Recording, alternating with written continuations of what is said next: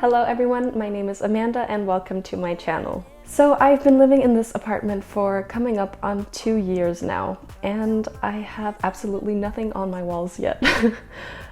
I know, it's super embarrassing, but I just have not had the time or the energy, honestly, to do anything about it. But today that is gonna change because I want something on my walls. I want them to look cute. I want it to be interesting and fun. No more plain white paint. And of course, I'm gonna do my very best to make most of these items myself and bring you along so I can show you how I do it. So I have a few different ideas for projects that are actually both really quick and easy to make.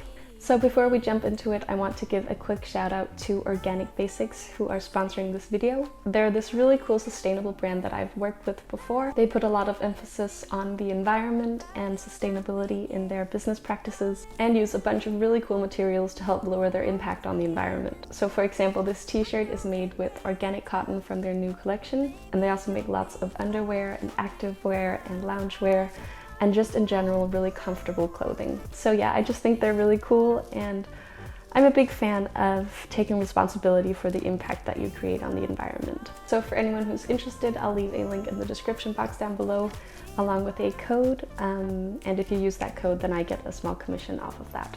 But for now, let's get into the video. So the first thing I wanted to make was a simple checkered painting. I don't know why, but I'm still obsessed with this pattern, which you know if you saw my last video. So here I'm just showing you the method I use to get the lines how I want them for the painting. I start by marking out a rectangle and then the squares as if I were drawing a chessboard. But instead of drawing my lines straight across with a ruler, I kind of bend them and make them sway a little. I think this gives a really cool effect and a bit more interest to an otherwise pretty simple image. Then, of course, I color in every second square. I decided to make my painting really big, about 100 by 70 centimeters, which is one of the largest frame sizes they carry in IKEA. I made 10 vertical squares and 7 horizontal squares, and of course we chose green and white for our color combination. I didn't really film the process, but my roommate and I painted it together and made it a cozy weekend activity to do together. We just used regular acrylic paint, and it was a little tricky getting the lines completely sharp, but we just went in with a small brush and cleaned everything up afterwards.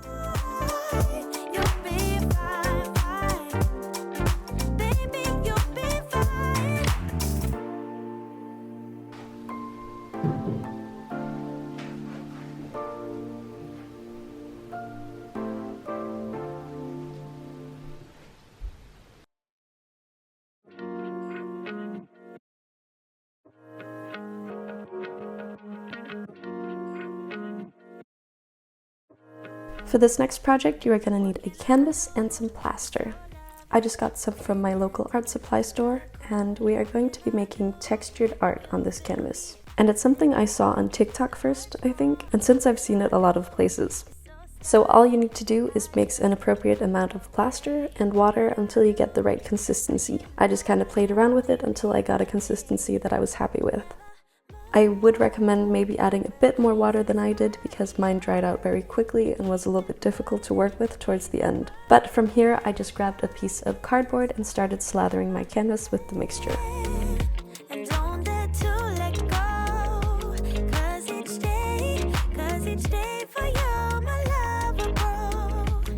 I started by covering the entire canvas in a thin layer of plaster, and from here you can just add a pattern if you want to or leave it as is.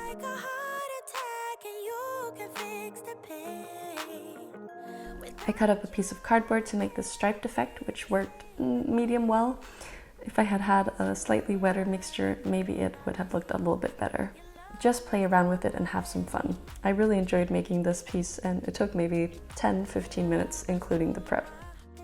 And lastly, I added a few more spots of plaster to add more depth, and that was it. You can either leave it as it is or paint over everything to lock it even more in place. I decided just to leave mine because I actually like the sandy color. Next up isn't exactly wall art, but something that will also add lots of interest to your walls. My uncle is a really talented carpenter, and he made these shelves for me. So we bought the metal parts online and he made the wooden boards to match them. I decorated the top shelf with a monstera plant, which actually started as a clipping from my original plant. It's grown 2 new leaves and is actually getting pretty big. Then I have a little drawing and a small cactus and some old books that I think are really pretty.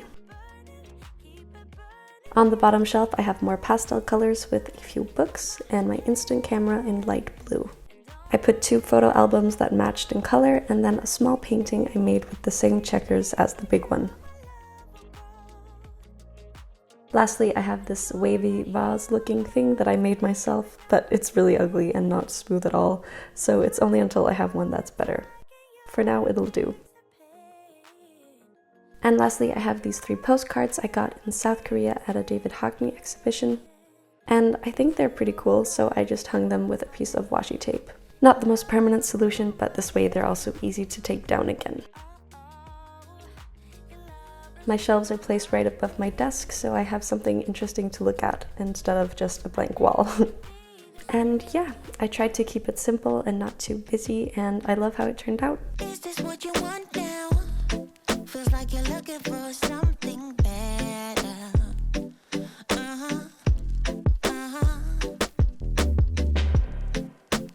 Is this what you want now?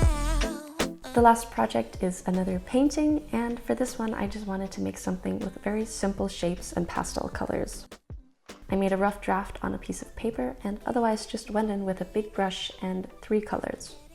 I used a baby blue color from Winsor & Newton and lots of white mixed with a little bit of red paint for the pink color. All the shades were just variations of the same colors. It is really simple and not a masterpiece by any means, but I'm confident that almost anyone can replicate this and make it look good. Just make sure to keep your lines nice and clean and the colors very opaque. This piece took me a few hours, mostly because I went over the same areas a few times to make sure that there were no spots without paint.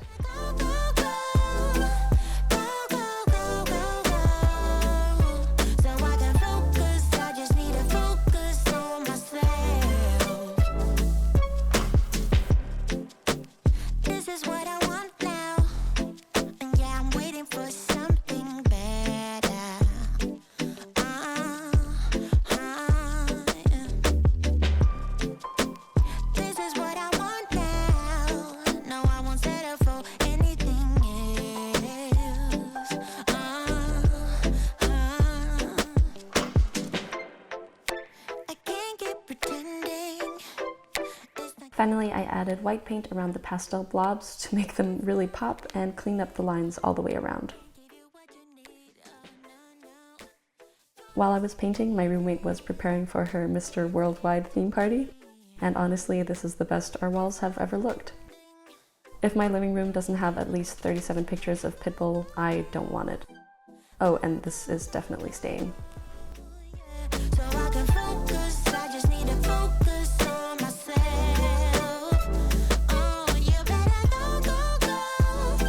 Thank you so much for watching this video. I hope you enjoyed it and maybe even got a little inspiration for making some wall art of your own. Remember to follow me on Instagram for slightly more regular content. If you have any questions or ideas for me, then please leave a comment down below and I'll try to get back to you.